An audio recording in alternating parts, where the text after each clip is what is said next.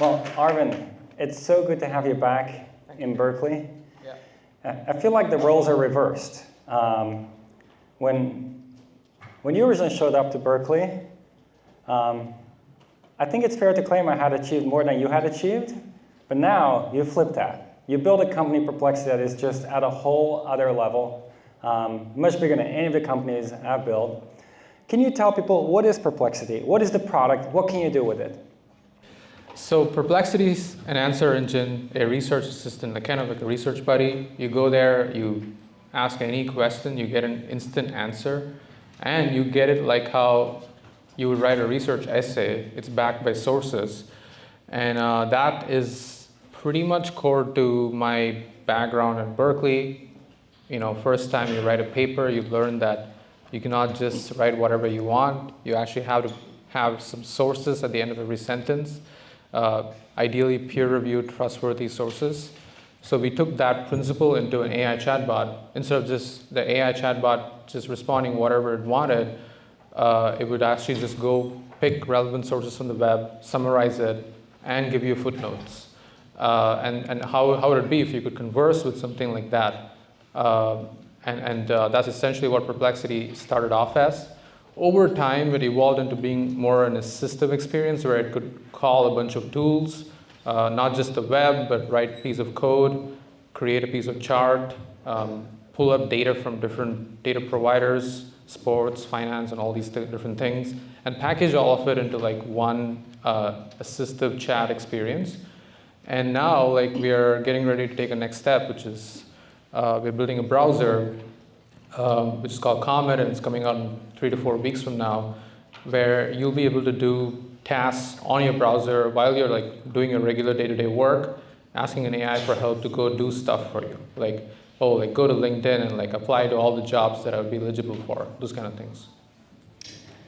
Now, I mean, Perplexity can do a lot of things. If you think back of the things that people have done with it, can you give an example of something where you say that was just something really fun, surprising, how people use Perplexity? Actually, the thing that I would say the first thing that really took off in the early days was people using it a lot for health and medical related things. And that makes sense. Healthcare is not like the most optimized thing in America. So often you have questions about what's going on with yourself, and you tend to go and ask a doctor. You have to prepare like an appointment, consultation. You don't even know who's the best doctor to ask. And most of the times they just tell you stuff that's on the internet, right? I think that is pretty much like really easy to use if you have an AI that goes and looks at PubMed, NIH sites, WebMD, filters out all the irrelevant noise, even reads like bioRxiv, whatever the latest literature on it, and gives you an answer. So I still use this pretty much myself, like anything to do with supplements. If I want to know like what is the latest on like any drugs that have no consensus on whether it has long-term effects or not, it's a very good use case. That's like one thing that I did not expect to be like a killer application, because you would instantly think like, you know, oh, healthcare AI is a separate thing, or travel AI is a separate thing. But what was the core insight for Perplexity, or in general most of these AIs, is people like use it for all bunch of things in one horizontal product. And for us, like scientific literature, medical domains started taking off instantly. It's kind of very interesting you bring it up, Aravind, because, and we didn't talk about this ahead of time, but it turns out just last week, my wife told me one of her good friends does exactly that, puts in all symptoms, a whole book almost. And what comes back out is iodine deficiency. Then takes iodine supplements, and all of a sudden things start going better. Something that was very hard to diagnose, but because you can put essentially a whole book about yourself into the system, all of a sudden it can find things no person maybe could find. It's really amazing. I use it myself too, like based on the queries I've asked before, tell me what are the supplements that I'm likely to be like benefiting from, things like that. At the student level, lots of students here, right? What are some of the use cases you've seen that got you excited and say, hey, I really want to also optimize the experience for students because they're doing interesting things with Perplexity? Yeah, so one application that really took off is when you're doing a class, you can create like a space on Perplexity, upload all your materials there, and just ask questions about content specific to that space. You can create like study guides easily. You can like search on the web about materials that your instructor has already prepared. All these things in like one single shared space, shared with the other students and so on. So that's really taking off. The number of spaces being created by student accounts, that is .edu accounts, has been growing ever since we introduced that. And we haven't put a lot of resources into like making this much more a social thing yet. So while you guys are on vacation or like internships, we're going to do that so that hopefully we're ready for the fall semester. So that's the plan. I mean, it's a good way to think of that. It's almost like everybody has their personal TA available at all times. Yeah, exactly. So nobody really knows. No one has the time to actually teach you exactly what you do not understand. And often what you got to do is like go and watch a lecture again, and then you got to like pause at places where you do not understand, and then like try to like spend a lot more time thinking about it. Maybe you ask a friend about it. Hey, I didn't quite get this. Could you help explain this to me? All that's like so much easier now with an AI. We've even seen people just literally pointing Perplexity at a YouTube URL and then asking to explain like that. Or like uploading your homework and telling you to like walk you step by step with sources from your material, like your class material. And all these things are like working much better. So I think there's so much more to do to make learning much faster and easier. In fact, like I think the dream is a proactive AI that actually knows how much you understand a topic and doesn't and don't, and then tell you exactly like where you should be spending time on, based on the queries that you've already asked. I think that would be much better. We haven't really worked on all that, but like there's so much more to do here. It's amazing. You put entire elementary school, middle school, high school, all your past classes in, and now you take a new class and it knows exactly what you're still supposed to be learning. Yeah, and at what level of depth you want. Actually, that is the thing that I really want to like make the product good at. It's like if you're let's say you're interested in nuclear fusion. What your level of depth, even if you're like a professor in some other topic, maybe you want the definition of that in the most simple terms. But if you're a physics student, you want it in a different level of granularity.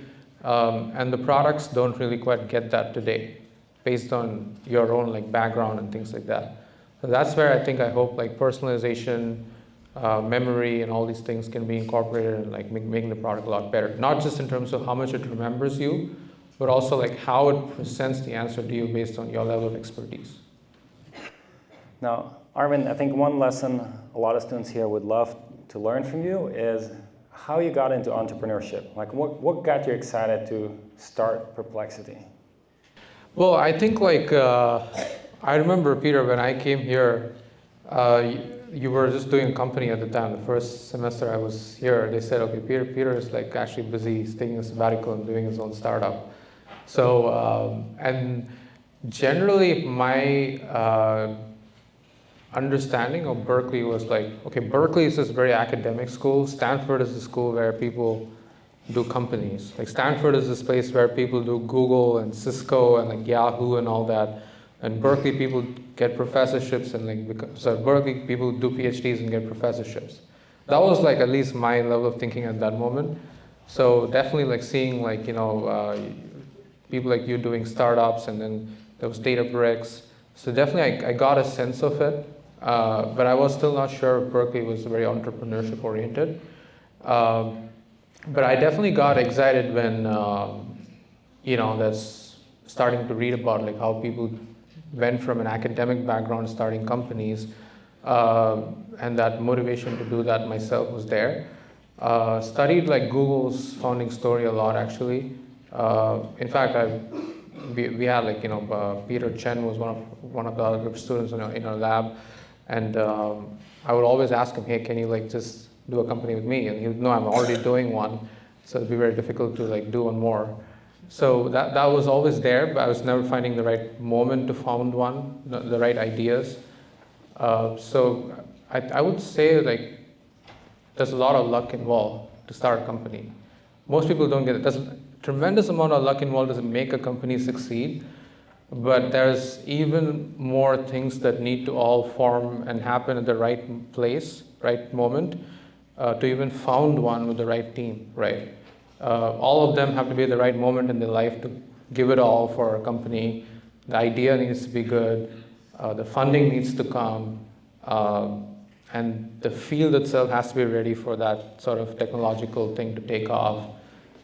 So I would just say we really lucked out. The ambition was there, but we really lucked out on the timing. It's interesting you say Berkeley, traditionally a bit more academic, right? Yeah.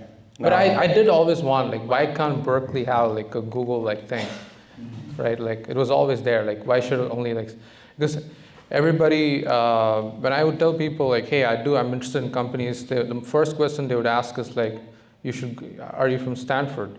You know, you need to change that like impression completely. Well, I think you've changed it pretty dramatically. I hope like we can do a lot bigger things, but I do think like whatever happened in Stanford in the 2000s and the late 90s, hopefully happens in Berkeley now. And it's kind of already happening. I do see like most of the new startups in AI are like Berkeley founders. So it's certainly like the shift is happening. And I might argue that the shift is happening maybe for the reason that in AI things move very fast from research to practice. Yep. And so being at the very frontier of research might put you in the best position to build some of the frontier AI companies. Yeah, that I do remember. Like when the batch I joined, I think 40 people got admitted into Berkeley AI out of 2,000 or something like that. And 38 out of 40 accepted their like offer and joined. That was insane because they turned down Stanford and MIT and CMU just to come here. So that was a moment when I would say AI research was still like at its peak hot moment, where it was in the research phase, but it was clearly the most exciting thing that could be happening, and everybody just wanted to come here. And that simply made sure that like we were all like, you know, competing and like trying to write the best papers possible. And so building our foundations was pretty much like an emergent effect of it.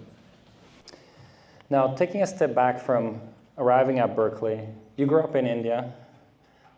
It's a big leap to come to the US, not geographically, but also to actually be noticed, right? You said 2,000 applicants for 40 spots. How do you make yourself stand out? What's the path to being noticed in that kind of deep applicant pool? Well, I did like get some 3 or 4 papers accepted as an undergrad. It's definitely difficult. Like it wasn't easy to get into your lab, by the way.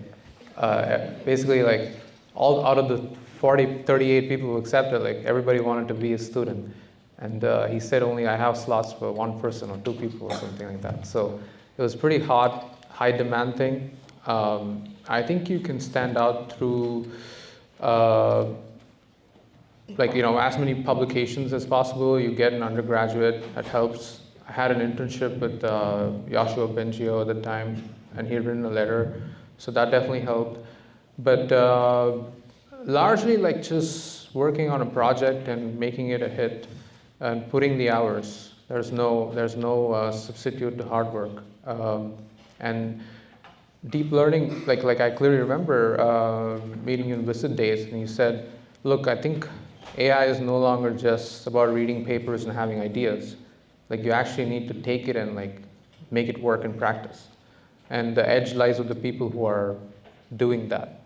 And I would say now it's gotten to another level where, okay, it's not just about prototypes. AI is clearly in the hands of people who can make a product and get in the hands of people and drive growth and usage and brand awareness. Like that's kind of, it's taken to another level now. But all that was similar patterns, like how it kind of keeps going from one level to another. It is an artifact of AI becoming more mainstream, right? Like the more mainstream it is, the more you gotta like do to like not just make it like an archive publication, but something people can use and understand for themselves. I have two quick follow-ups here, Aravind. First of all, when Aravind says, give it your all, work very hard, that reminds me, when Aravind was my student, the one thing I told him most often was, Aravind, you realize you also have to sleep, right? Yeah. That was like my most important advice to Aravind the whole first year or two. By the way, I'm very happy to say I follow that now. Like I think I was just hanging out with some students before coming here, and they asked me how I deal with stress or something, or like they asked me how much time did I get on sleep, and they expected me to say like 2 or 3, but I said 7.5. I'm very happy and proud of it because I got rid of all the other short-term ways to take out stress, like eating pizza or like ice creams, or like I don't know, like alcohol. All these things are not worth it, you know. It's not like I've completely given up. I can, you know, religiously know about it, but sleep is the best way to like de-stress. So I think I do sleep quite well, and so work out in the morning and sleep on time in the night is like great way to like deal with stress. I wish I listened to it when he told me, but I thought like, yeah, it's easy for him to say. I'm the one that's suffering and like trying to make ideas work, but I think he was right. Like if maybe I would have had a much more healthy grad school life if I listened to your advisor. That's the lesson. Now, the other thing I want to pick up on, Aravind, is you mentioned that you had a letter from Yoshua Bengio, which obviously, I agree, stands out in your grad school application, but how did you even, from India, end up getting to do a project with Yoshua? Because that step, that leap seems to be the big leap that launched everything from there, at least from where I see it. Yeah, So I was lucky. I had a professor at my undergraduate institute, IIT. His name is Ravindran. He was one of the students of Andy Bardo, who's considered one of the founding fathers of reinforcement learning.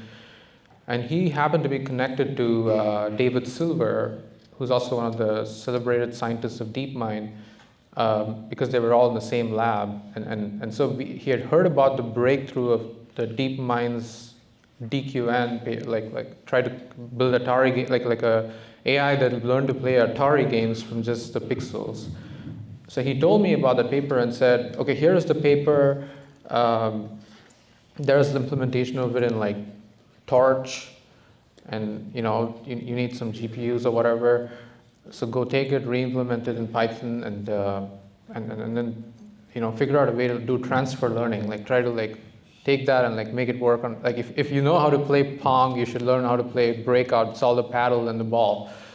That's all. It gave me a direction, and then no compute, nothing. So I had to like be resourceful. We had a lab where like some of the senior PhD students there were somewhat lazy, so I could borrow some of their graphics cards that we're using for playing games, and then replicated a lot of the code in Python and replicated the paper to a good extent, and then did some very basic ideas to do like transfer or hierarchies. Got some of the papers published in a few top conferences, and I packaged that as a resume and applied to Montreal lab as an intern application. And that's how like I got into the lab. So, and I learned all they had a package called Tiano at the time. I learned it myself and gave myself a good shot at getting the offer. Once I got it, like I utilized it pretty well. That's amazing, Aravind. I didn't know the details of that backstory. It's beautiful. I want to switch a little bit to recent events. I'm very curious, at least when I think about what's the biggest event in AI in the last, let's say, year, I'd say it's DeepSeek and the whole like China revolution effectively. Do you agree? And maybe can you explain to the audience what is the DeepSeek event and why is it so big, or maybe not? It is. I mean, if NVIDIA stock went down by 17% in a day or something, it is a massive event. So what is DeepSeek? DeepSeek is this model from a Chinese lab, also goes by DeepSeek, but run by a hedge fund. So basically it was the first open source reasoning model. So what are models? What are reasoning models? So typical models like GPTs complete your input response instantly. Reasoning models go through a chain of thought. They think for a while, they go through a stream of consciousness, and then they give you the response. So they happen to be more powerful at accomplishing harder queries or harder tasks. And it's also great fun to watch how the AI model is like thinking through things when you're not giving it something to do. And until then, OpenAI had a model called O3 that was doing reasoning, and everybody got excited about it, but it was closed source. You could not actually see what the model was really thinking. So people didn't quite get it. And then here comes China. The Chinese lab releases this model, open sources it, gives away the weights for free, creates an app, has the whole app for free, and the benchmarks are beating what OpenAI did, and they say they only spent $6 million to like actually train this model. Somewhat of an exaggerated claim, but they definitely didn't spend as much as like 10 or 20 billion, and then they just gave it away for free. So the whole world goes crazy. It's like, wait, do you really need all these giant supercomputers? Do you really need to raise this much money? Why didn't America do it? Also, like, look at this AI, it's thinking on its own. It's pretty amazing. I don't have to pay for this AI. I can just use it for free. So all these things happen in parallel with this whole America versus China angle too, which is obviously even more escalated now with tariffs. So that's kind of why it was a big inflection moment. And so yeah, we were beneficiaries of this, because anytime there's an open source model that beats every closed model out there, what happens is these closed model labs react quickly by lowering their prices, releasing better models, and rushing to actually put them out on the market. And that's fantastic for the whole. I think another thing related to that I've been asking myself a lot, and I'm sure you have, and I'm curious about your take, is as AI keeps getting more capable, where will the value accrue? Who makes the money of AI, and how, where? So the bet is the value accrues to the application layer, because that is the one that the user directly experiences the AI, and it has all their personal context in it. And so that's essentially why we chose to build on that layer, even though it's more fun to build on the model layer. And so models are getting commoditized in terms of the core reasoning skills, summarization, translation, all these like mathematical coding. Most of these models are good at almost all the same sort of things. So it's about how you take those models and build very unique, differentiated experiences that contextualize to that particular user, and how the UX feels when you interact with the AI, all form factors in which you can experience the AI. I think that's where you can build a lot of value. And you do build a lot of value at the chip layer too, where who gets to provide the fundamental substrate of the intelligence, NVIDIA chips, potentially specialized inference chips from others. All these are possibilities where people can build a lot of like value. I think the middle layer is not going to be that valuable, and open source is really going to like basically a race to the bottom there. And you say application layer, middle layer, what's below that? And the is chips, there value the there? data centers, the chips, physical real estate essentially, right? Like if you want to build a data center and have like server racks serving 10,000 GPUs, a lot of nodes, wires interconnecting all these GPUs, ensuring the communication is really fast. Even if some nodes go down, like fault reliant, like tolerant architectures, electricity supply, all that's like a lot of work. And only the hyperscalers are able to do this. And you need a lot of capex to invest in like, building these giant server racks for many years. And then the chips, NVIDIA, like Blackwell or Hopper, speed for training or inference. Whoever is giving you all that is definitely obviously going to keep flourishing in a world where like, more and more people are interfacing with these AIs on a daily basis. Curious for all the audience here. Who has been on TikTok this week? Quick raise of hands. That's it? That's it? A lot of you are just quietly studying? That's amazing. No, they're on Instagram. Okay, we'll ask again. Who has been on TikTok this past week? Quick raise of hands. 70%? What do you think, Aravind? 60%? Yeah, more like 50%. So there is something to the question here. TikTok is one of the fastest growing platforms in popularity where people consume internet content. And guess who made a bid on TikTok? Yeah. Aravind, that surprised me. I mean, in some sense, it didn't surprise me because you're known to make like big, bold decisions, but still, this you again leapfrogged my mental model of how big your moves are going to be. Yeah, it's definitely not a joke. We did submit a bid. I think like the bet was TikTok has. I think the statistic is 1 in 3 Americans are using it now. Of course, Trump wants TikTok to be owned by the US. And so if there were any way to divest the app, and the search bar on TikTok gets like 1/3 of Google's traffic on a daily basis. So we thought like it might be worth it to own it and rebuild the algorithm and like take over the search bar. So that's why we submitted a bid. I believe no one's actually getting it though. It's very political and like I think there's a bigger question outside TikTok right now that's happening, which is tariffs. So people completely forgot about it and moved on. Well, maybe unexpectedly next week you'll get something in the mail telling you your bid was the winning bid and you have to pay up. And hopefully, yeah. But not just TikTok, by the way, right? So I was just looking around like, what's the latest you've done, right? That's catching headlines. I saw you mentioned you might be willing to buy a Google Chrome. Well, we didn't say that exactly. So what we said is like basically there's a Department of Justice versus Google trial going on right now, where DOJ accuses Google of being a monopoly and is proposing remedies to like change that. And one of the remedies is to like force Google to sell Chrome and have Chrome be an independent thing. And have Google compete for the default search status on it.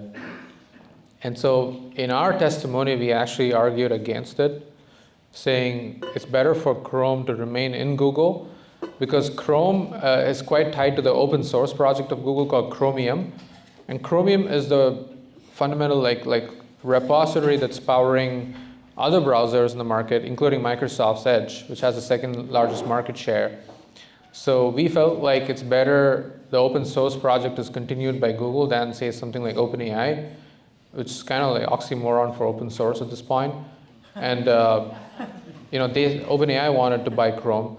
So we basically told the DOJ that look, we don't want to actually buy it. We think it's better in the hands of Google. But if you force Google to sell Chrome, if you're like, no way, you know what, Chrome has to be separate, then yeah, we're definitely interested in taking ownership. But we really recommend against it. That's basically what we said. Love it, Aravind, your company was started 2.5 years ago and you're in like the top conversations at the Department of Justice on what happens with some of the biggest companies in the world and people want to hear what you have to say. It's beautiful. Some things that have already happened, by the way, you now have a phone in Germany that comes partnered with Perplexity. Yeah, T-Phone. It's a company called Deutsche Telekom. It's like the #1 carrier in Germany as well as some other Eastern European countries.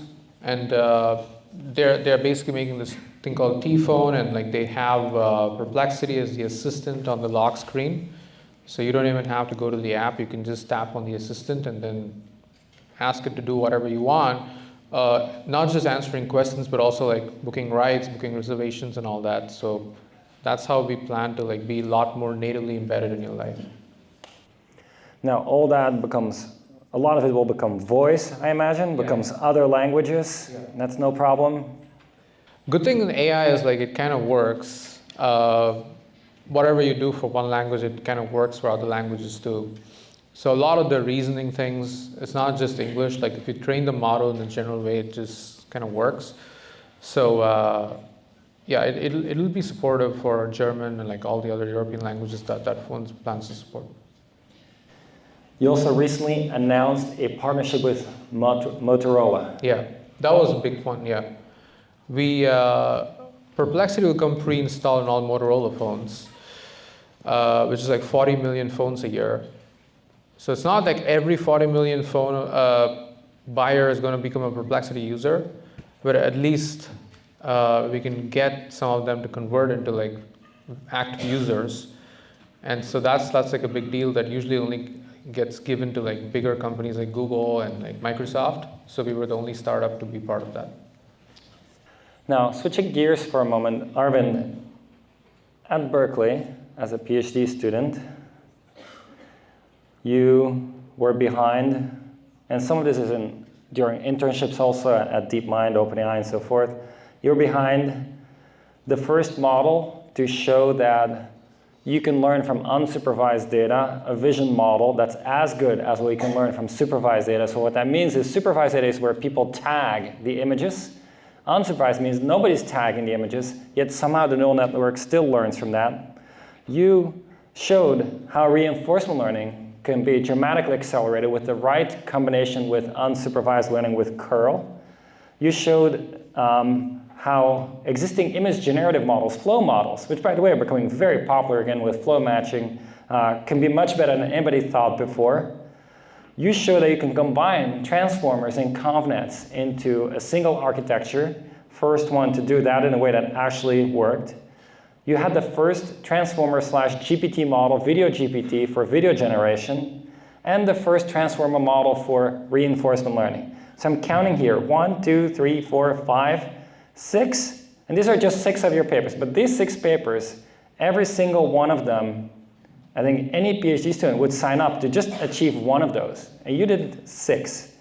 What's your secret sauce? How do you come up with the, because everybody writes a lot, it's easy to write a lot of papers, but how do you write the papers that actually matter? Well, like that was definitely like a lot of other people also, like, you know, I collaborated with them, so I cannot take singular credit for that, but yeah, PhD was 4 years, so, you know, and 4 years is a lot of time, and I only did this, and like, I basically did nothing else in my life, so I'm very happy with how hard I worked, and there was not much else to do in COVID, you know. I mean, the first couple of weeks I watched Netflix, but after that I got bored of it. I remember I finished the show called Suits in like a week. It was, and then after that I did like 2 other shows, and then it was done. And then I just worked all the time. So that was partially why all this happened. And yeah, it also feels like very ages ago when I was still pretty technically solid. No longer anymore. I'm just, you know, that's the excuse. Like if you're a CEO, you're just like doing everything other than technical work, basically. So, but it was very fun times at Berkeley that people were very like motivated. Whoever I worked with was very motivated. And so that also rubbed off on me to like publish great papers. Yeah, but I feel like there's a connection here with what you do at Perplexity, Aravind, which is, yes, you're working very hard in both places. But what I'm getting at is, how do you decide what's worth working on? What's worth spending your energy on? Like, and how do you decide to drop something and say, that project is not as promising? Mm-hmm. I would say it's easier at Perplexity to do that than PhD, because in Perplexity we have like lots of like 30 to 40 million users now, so we can just A/B test some features or ideas, see if anybody's using it, and then decide to drop off things that nobody cares about. In research, I think like you don't know, right? It's a very long-term thing. It's not like a thing where you upload a paper on archive and you see if you got 100 citations in a month. You cannot do these, and you cannot retract papers. So you have to actually have a good, solid understanding of like why you're working on something. So I definitely did learn it the hard way.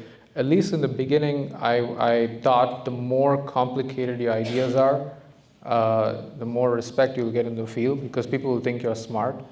But it's not important, you know. You shouldn't try to just appeal to the smart people in the field alone. That's a weakness that a lot of new people have, and it doesn't. This is broadly true, not just in research in general. Don't just try to appeal to like one small set of people. Try to do things that are simple enough that if you make a fundamental change there, it's broadly accessible. That increases the impact of your work a lot. And often the ideas that end up mattering are the very simple ones that everybody can take and build on top of. So that I learned like somewhat late in my probably second year or third year of PhD. Well, that reminds me of some conversations we had, Aravind, at the time, indeed, where you're just saying, this isn't simple enough, nobody's going to care, not worth doing.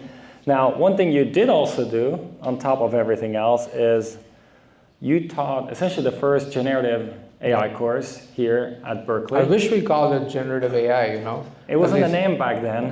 Mark Andreessen and A16Z took credit for it, but actually, yeah, unsupervised. That was the unsupervised learning. That's what we called it, I think. Deep unsupervised learning. Deep unsupervised learning, I think spring 2020. Since then, that field has been renamed generative AI. Yeah. But you taught it even before that term existed. Yeah. Like, how did you, before the term existed, means before most people realized this is an exciting thing, you decided it's so exciting, I'm going to teach a course on it. Of course, we taught it together with Peter Chen and Jonathan Ho, really fun. But you were a busy PhD student at the time. What gave you the conviction this is something you should spend your time on? Yeah, like I remember we had that, Jonathan and I were at OpenAI, I think, and they just published the GPT-1, like, you know, they didn't call it GPT-1, but they just published a GPT paper, and we all looked at it and we were like, okay, look, we've been working so much on, you know, doing RL, but the fundamental problem is these models are not having common sense. And so the only way for them to gather that is throw a ton of data at it. And the only objective function that can be a sponge for so much data is unsupervised learning. So we need to do that. It was more like existential, like even for a reinforcement learning lab, to be relevant like now, when everybody's going to use a lot of compute, is to rethink the paradigm. So we decided to do that, and then, okay, the best way to learn something is to teach it. And so we decided, okay, we'll teach it ourselves. That forces us to like learn it good enough so that we can instruct other people. There's some pressure at least, and there's a time pressure. Okay, you committed to doing it, you announced it, there are 50 students who signed up for the class. You got to make assignments, you got to make slides, you got to like go and like read a ton of papers. So that way it forces you to become good at the topic. And if you cannot explain it to like people who don't know anything about it, then you kind of don't understand it, right? So that was our way to get a hang of the topic and then, you know, do some good research on top of it. Yeah, I will say, I'll slightly correct you. Initially there were, I think, 200 students in the class, and then we gave them homework 1. Oh yeah, that's right. And then there was only 50 students left. Yeah, that's right. Actually, I remember this lecture, we had to do it in some room in the Moffitt Library, and we had to take the camera, set it up, record it, and then like give it to the Berkeley like equipment room, and then they would upload the video, and we had to upload it on YouTube ourselves. I don't remember exactly. So yeah, we were in a room in Moffitt that hopefully doesn't exist anymore because it was as basement as it gets. Yeah. But hey, it was a really fun class for all involved. Aravind, I'm going to ask you 2 more questions, and then I'm going to open it up for questions from the audience. Yeah. Right? Yeah. So, before last question for me, how can students, maybe even like younger students also, but students in general, strike the right balance between leveraging AI versus leveraging it so much maybe that you just shut off your own thinking process? Yeah, I think I'm honestly struggling to give a good answer to this question, because I feel like every 6 months, whatever you think is the right thing to do changes. I do think clarity of thought is the most important thing. Even when you're talking to an AI to get something done, those who can be very eloquent, precise, communicate what they actually want the AI to do for them, and iterate with the AI until the work is done, are able to get a lot more done. It's pretty obvious. Like, you do meet people who are like, yeah, your AI doesn't work, and then you look at their prompts and it's not well written. Of course, from the designer of the product's perspective, you got to design the product in a way where it gets even ambiguous things. But from the user's perspective, you got to become better at like being very precise and communicate well. And I feel like that's a universal skill. Like, in general, the most successful professionals are those who are able to communicate and articulate their thoughts very well, whether it's to other humans or to an AI, it doesn't matter. So I do think that's a skill that like all the students should like learn to be very good at and like try to master it. And then my last question, Aravind, then we'll open it up, is I think for a lot of companies, especially in the consumer space, it seems the CEO is very active, not just in the organization, but with the consumer, with the product, and out there on the forums, on Twitter. And it's something I noticed with you. You're out there, you are making interesting statements, following up with people, very, very active. Maybe zoom out for a moment, what's your view on marketing? And how do you then channel that to what we see in the public forums? Yeah, so I guess like everybody tries to just delegate marketing to a marketing division. You hire like a chief marketing officer or head of marketing or whatever, head of like consumer content. And you're like, yeah, look, let me just take care of the technical stuff, but you do all the thing. And it doesn't always work, because the people who take that and actually communicate to the end user don't quite have the taste, or like don't quite get why that product even exists, what are the best ways to make use of it, and may not even be using the product themselves. Whereas the one who built it or like was involved in the building process and who really shaped it can truly like get into the weeds of why it's even useful and explain it really well. So I feel like it should be the same person. And that's one thing, like, you know, even from PhD days, right? Like, we would not just put the paper in archive, we would write a Twitter thread about the paper, explaining like different chunks of it. Why is it important? You know, this is the thing, that is the thing. And initially people were like, oh no, like, you know, why are you doing this like Twitter thing? Like, you know, how academia is done is you put a paper in archive, you go into a conference, you have a poster session, you just like talk about it, give a talk. You go to a bunch of universities, give a talk. Okay, how much does your idea really diffuse then? Maybe to like those 20, 30 people who came to your poster, maybe like 50 people who came to your talk. How many talks can you be hopefully giving? Like, you cannot give like 100 talks. It's time consuming. On the other hand, if you can like spend maybe 1 hour at best, just taking different parts of the paper and making like a very condensed Twitter thread, maybe like 100,000 people can see that, and you reach an audience that's pretty insane. And if you learn that skill, you can apply it to anything you do in life. It's not about just your paper or your company, like any new project you have, or you're like, if you have a certain view of the world, whatever, right? So I think that's something that I feel like more people should do. By the way, if I can add a comment to that, Aravind was the one, as far as I can tell, who invented the Twitter thread for papers. Like, people would post a link to their paper, say, oh, so excited, my paper's out. And Aravind decided that's not enough. Like, you don't want people to then go try to find the paper and have to read it. No, you should break it down, exactly as you said, make it easy for people to read right there what's important about your paper. And it became the default very quickly, because once you start doing it, people, all of a sudden, everybody realized that is the way to do it. And actually, it helped the field a lot, not just you, but the whole field, because you could just on Twitter, follow all the key papers right there, nicely summarized, much easier than the PDF and lots of text to read. Except now an AI can do that. And that's true. AI can now summarize for you, turn a paper into You can turn a paper into a Twitter thread with an AI now. You don't need a human being anymore. That's the main learning. Well, Aravind, let me thank you. Thanks, Aravind. Thank you, Peter.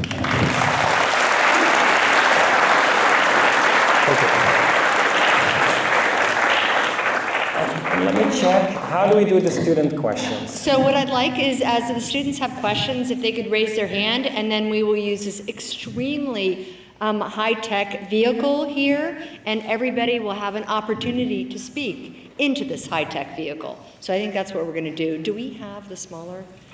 Oh, okay, fantastic. Oh, it is very high-tech. Questions in the front here? I just wanted to say one thing for the students. Before we came over, we had a conversation talking about if AI is doing everything, then what are you going to be learning, and where is the creativity? And I guess my thought was, where is the serendipity? And I guess I should have asked Perplexity, like, who was the best moderator for Aravind Srinivas? Because I don't think that you all have been in conversation before. But I did not do that. And I think the serendipity of having the two of you all in conversation, or have you ever done this before? No, we haven't done this before. Yeah, it makes it so much more special. And I just want you all to know that you all are part of a creative, not AI-based, combination right here. So I just wanted to thank you all very much. And I know we have a ton of questions, so introduce yourself. We're going to start right in the middle. All right. Hi, Aravind. Thank you so much for coming over and talking more about your experiences and more about like what Perplexity is doing. So you've been saying that you've worked at various research labs, Google, OpenAI. One quick question I had was, how do you see the information retrieval landscape changing overall from like 3 to 5 years later, from what you've like worked at and what you are currently doing in Perplexity? I think it's already changed, right? Like you're not actually looking at a bunch of links anymore. Like, by the way, I'll give you my own example. Like, we are working on a browser. I'm not like very well educated in operating systems and browsers and like web development, all these things. But obviously, I have to know what's going on there now, because otherwise, I cannot tell people what to work on. If I find some bugs, I cannot estimate like the amount of time it takes to do something. So earlier, the way you would do it is you go watch some YouTube lectures, read a lot of blog posts, read a lot of old material on like the history of browsers, read Wikipedia. Now I just go to Perplexity and like I just ask like, okay, what is this? What is that? What is a user agent? Like, how does it send a request to the server? Like, how is information passed to the client side? How is the rendering done? Like, what's the part that JavaScript actually helps on? What are the different rendering engines that are used by different browsers? How do you block ads on certain platforms? Like, all these things are just like some 100 questions in my mind, and then boom, boom, boom, I just go to the product and use it. So it's already changed how information is retrieved, summarized, synthesized, conversed with. And in future, you could even imagine like, I could just go to an AI and say, look, I want to learn stuff. I literally know nothing. So you got to like keep me engaged for 1 hour and teach me this topic. And it should be able to do that, right? Like, it should be able to like construct a whole material for you with slides, with interactive materials, like even maybe presented in video format. These days, people like listening to things in podcasts, like taking a paper and like making it a podcast. There's so many different like new form factors of consuming information that's going to be possible with like synthesis of generative synthesis. So I can only like imagine like sky is the limit for what we can do. Questions from the front.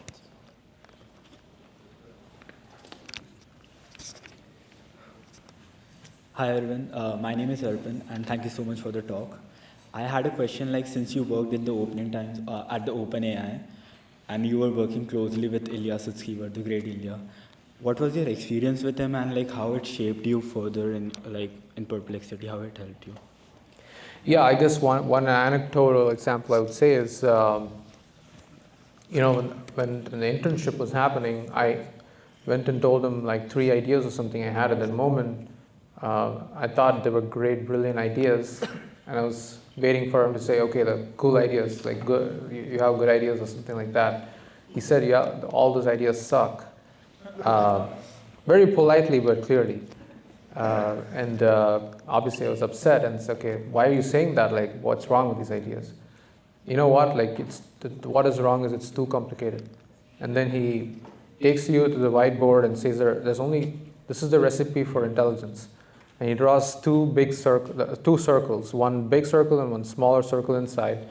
And he says the bigger circle is unsupervised generative learning, and the smaller circle is reinforcement learning. And together, it's AGI. And he said it like in 2018, before even GPT was published. So that's basically what happened. That's basically what is ChatGPT and all these O1, O3, DeepSeek. It's that one single recipe. But that requires focus to like condense it to the core thing and said, okay, you just need to throw billions of dollars of compute at this and it'll work. You know, sounds like a joke, right? When nothing is working, but then that ended up being the right thing. We can take some others, yeah. Hi, my name is Taylor Cordoba, and prior to starting my current company, I worked in agriculture. So I worked for the only vertically integrated dairy in the country. You're into raw milk, raw farm, love it. Anyway, I talked to my former boss, and mind you, a $30 million company, really admire them, had not touched AI, had never considered it, and this is still based in California. So what is your plan to kind of help AI and Perplexity specifically, to kind of infiltrate Middle America, those less tech-literate industries, and allow that to start transforming things there? Yeah, so I guess like, you know, make AI more accessible, right? Like most people don't even want to go to an app and use an AI. Like we're trying to make Perplexity available everywhere. Like it's available on WhatsApp, Telegram, like or natively as an assistant on your phone. And like, you know, build a browser so that like you don't even have to learn how to use Perplexity. It's always there in your new tab or always there with you all the time on any web page. That's kind of the way to go in my opinion, like deep OS level or app level integrations that you're like, the front end that you're always spending time on, just be there and like get people habituated to it, and then you could get them to your app. So that's the strategy for us like for the coming year, and that's how we hope to reach like people who don't really want to, like don't really care or learn how to use AIs. I have a question here. Hi, my name is Jonah. I'm in the MBA program at Haas, and you know, I think a lot of times we're all here to kind of ask about some of your successes, and obviously it's incredibly, you know, it's mind blowing.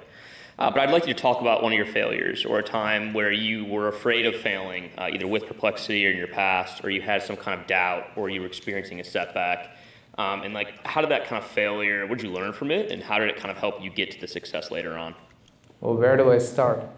So, too many of them. So I guess I'll tell you one example is in undergraduate, we write this exam called JEE to get into one of the IITs. So I got in, but I got into electrical engineering. Only like the top 100 ranks out of like 1 million get into computer science. I think I came somewhere in the late hundreds. So obviously I was upset. And they give you a chance to convert into the curriculum of your choice if you get like, you know, among the top grade points in the first semester. And I missed that again by like 0.01 or something, very, very tiny whisker. So I was very upset, and it's kind of like this, all your cool friends at computer science and you're in electrical engineering. It was viewed as this, it's not like Berkeley where we're all together. There was clearly like a hierarchy there. And I wouldn't be able to hang out with my computer science friends, but earlier we would be like doing competitive coding together, doing a lot of coding challenges. And when Google or Facebook would come in for internships, like to recruit for internships to IITs, electrical engineering people would not even be eligible for taking the interviews, even though we can actually do well and pass them, because they just had certain rules. So I would be like very disappointed with all that. But in hindsight, it ended up working out well for me because electrical engineering gives you the foundations for signals and systems, convolutions, all the linear algebra, good understanding of like circuits, like all the systems level stuff on like how computers work deep down. You get all that knowledge pretty fast. You get to code in Python pretty quickly. You get to get a better understanding of how scientific computing works in Python, which my computer science friends lack completely. They were like, I would even say very bad at writing code in Python because they would write code in Python just like how they would write in C++. So all that gave me an edge when we actually started doing machine learning, where I could just do stuff that they took like weeks to do much faster.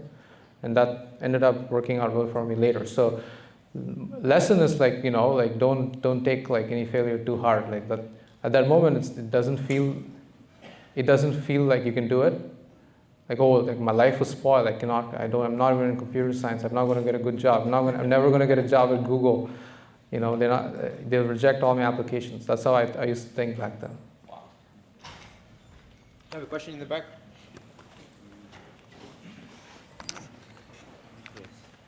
So, hi Aravind. Hi Aravind. I wanted to ask you two questions. So one business question first. What's the main competitive advantage of Perplexity.ai? So what should we use Perplexity.ai and not GPT or Gemini or Le Chat, for instance? And the second one is about the data privacy. What do you do to protect the data of the users, and do you plan to sell them or something like that after? Or yeah, thank you. Yeah, so competitive advantage is the fact that we can always pull results from the web for every single prompt, every single query you put into the answer in the search engine or chatbot. Whereas other chat assistants kind of do it now and then, but not very reliably. And the breadth and depth of the sources we cover at the speed at which we answer is unparalleled right now. But honestly, we are thinking a step further and saying like, why even think about like X versus Y versus Z tools? Go a step further and just build a browser and make the AI native to it, so that you're not even like thinking about, you can go to whatever tool you want if you want to go there, but like AI is always going to be with you on every web page, on the Omni box itself. That is the ultimate battle. Like the reason Google still gets all the visits is because everything goes through the Omni box. So that's what we want to go for. For the second question about privacy, like we have this thing called incognito mode. If you go to Perplexity, you're logged in, you go to your settings, you can turn on incognito. It works exactly like how it would work on your browser. That is, the query would function, but it would not be stored in our logs. So the particular permalink would be persistent only for 24 hours, which you can share around with others, but like will never be stored permanently in our logs. And we also have an enterprise plan where in the enterprise plan, we just don't store any logs of any user. In addition to that, we also offer people to delete their AI usage so that we don't take a look at it for training purposes.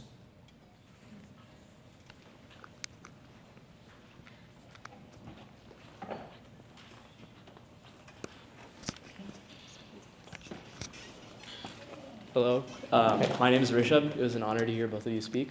I had a question. From what I've seen or from what I've read, founders tend to sort of clump into two categories. One, where they sort of adopt a serial approach, trying to found as many companies as possible and hoping one works. And the other who sort of adopts a more, one-shot approach and takes a step when they think they have a really convincing idea. I was wondering what your background was. Which of these categories do you think you fall under, and do you think there are any valuable insights that you might take from either path? So I think I did only one company so far, so it's going well. I hope I don't have to do more. But look, I mean, I do think it's very hard to do multiple things in parallel. In fact, that's my primary learning from grad school. Is like, I wish I just focused on one project and just worked on it properly and saw it through, instead of having a project and then starting like 2 or 3 side projects, and like at the end, after 6 months, I would get nothing done and like feel depressed. That's not the thing you can do in a company, especially when people are giving you their money to like go and increase the market cap. Like you should be focused, you know. So I think it's good, worth like starting a company without any external funding, or maybe very little, like $10,000 or like $100,000, to see a bet through. And if it doesn't work, just shut it down.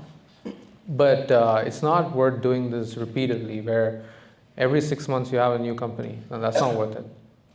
It shouldn't be like that's more like a project. You shouldn't incorporate companies for that.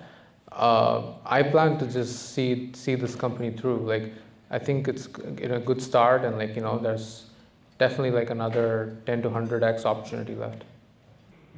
Hey Aravind, if I can add to this reminds me of something that you told me a long time ago, and I'm going to misquote it, but essentially, the bigger the thing you undertake, the easier to succeed. Oh yeah. Yeah, it's like irony, right? So if you pick an idea that's like pretty risk adjusted, you know, like there's some downside protection to the idea. It ends up becoming very constrained and boring enough that you cannot recruit that many smart people to come work with you.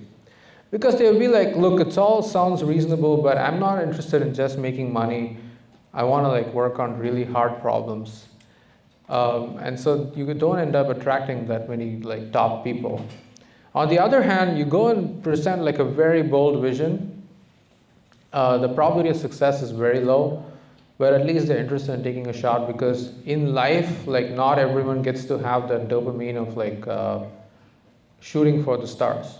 Very rarely it happens. Okay, if it doesn't work out, at least they go with the pride that they tried. But what if it did, and then they build a legacy for themselves? So I think that is also essential. So when you pick a company, it's worth trying to work on very hard things. Question here. Hello. Oh, hi. Hello. Hello. I'm wondering, from a very technical background and then rising your way up to CEO, how did you learn the business skills, and how do you learn leadership skills necessary to run such a big company? Were you intentional about learning business maybe through business school, or you just picked up the skills along the way? I did not. That's why I built Perplexity. And I just used Perplexity to tell me what to do. Really, I'm not kidding.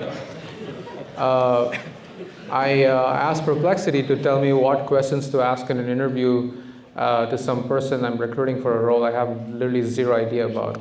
I go and ask Perplexity, should I even recruit for this role? All these things I've told this also, like, you know, the first use case of Perplexity was helping me understand health insurance, because I did not take health insurance for myself, and my co-founders had it through because they were already married and they got it through their wives. So when we first recruited our first employee, like, he came and asked me, okay, are you going to give me insurance? Like, you're going to give me, like, why do you need all that? Like, can't you just pay for it?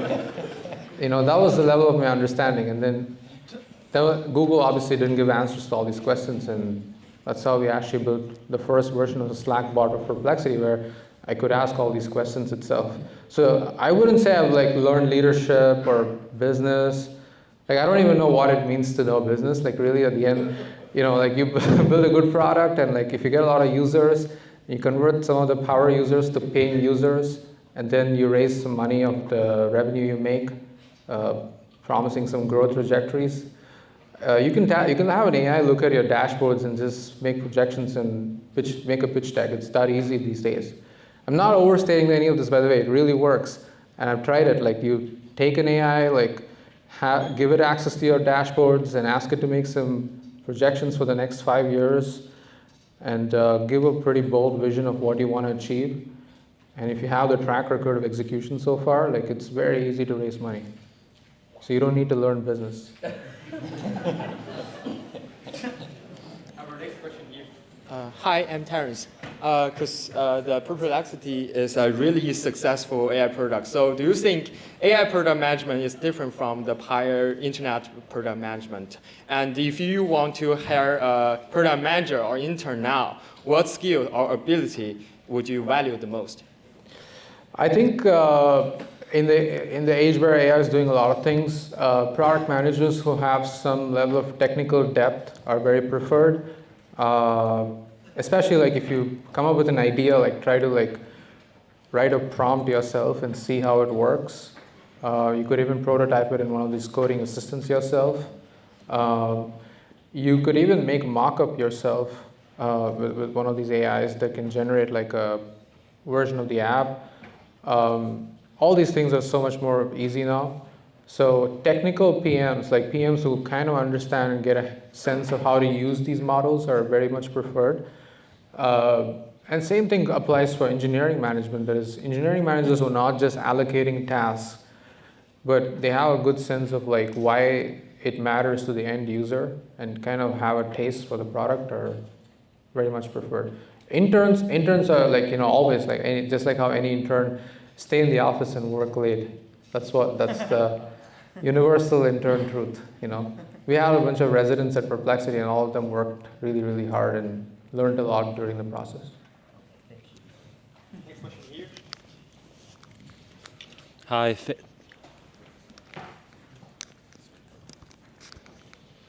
Hello, hi. Thank you both for coming here today. My name's Mark. I'm a sophomore studying EECS here at Berkeley. And first of all, thank you for giving us Perplexity Pro for free. I use it every day. And then my question is, I actually attended your fireside chat at TechCrunch, and one of the points that they brought up there was, concerns over plagiarism and like copyright infringement. And first of all, I thought you handled that situation like wonderfully. And my question for you is like, how do you kind of navigate that type of ecosystem where there's concern over copyright, the news articles, etc. And how do you not let that like detract from Perplexity's mission? Yeah, so I think most of it comes from education, right? Like people are just bucketing all the AIs into one category. Oh, they're just taking all our content and like stealing it and training on it and giving it away to people in form of chatbots. So most of it has been like just educating people that there is a difference between AIs like ChatGPT or Gemini that train on your content like really giant models and can verbatim reproduce the content. And there's a difference between an AI like Perplexity where we're just trying to summarize what already exists with clear attribution to the sources, where the model is essentially just doing summarization. It's not actually reproducing any of the content. It's synthesizing from several different sources and still giving the links to each of them. Actually, our relationship with publishers is way better now than it used to be 1 year ago. And a lot of it came down to just spending like hours and hours talking to them, because they're not like expected to be good at like even getting these nuances. So we just had to educate them a lot. We have time for about 2 more questions. I would like to say I asked Perplexity how much time you had, and they said like an hour, but I think I was hallucinating. So, 2 more questions. Hi guys, thank you so much for coming. I actually wanted to direct a question more towards Peter, but I'm sure you guys could both answer this.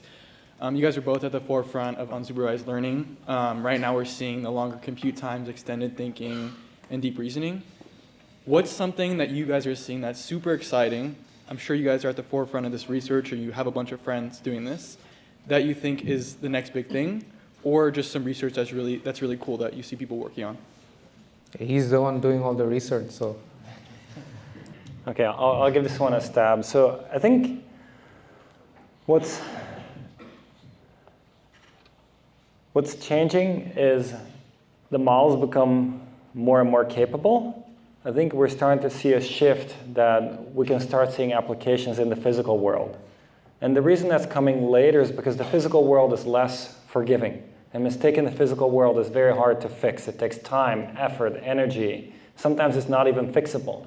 You just break something and you just can't glue it back together. It's broken now. No solution, right? And so to function well in the physical world, the AI needs to power robots in a way that's extremely reliable and has really good error-correcting behaviors along the way. And I think we're starting to see signs of that being possible. So I think that's a big change from even just a few years ago. And it all comes down to more generalization, more data that powers the understanding of the physical world. So that's one big one. Another one I'll highlight is that if you look at the current models, just to look at something that doesn't really work the way you'd expect it to work, and that's more like a research question, right? Every big training run is a big training run. That's how it's done. You get a ton of data, you do a massive training run, and then a half year later, you're, okay, this is it. This is our new model. Is it working? Hopefully it is. If it's not, okay, you try another big run, which is very different from how humans learn. Like, you don't do half year of studying and then you like pop out and go like, okay, what can I do now?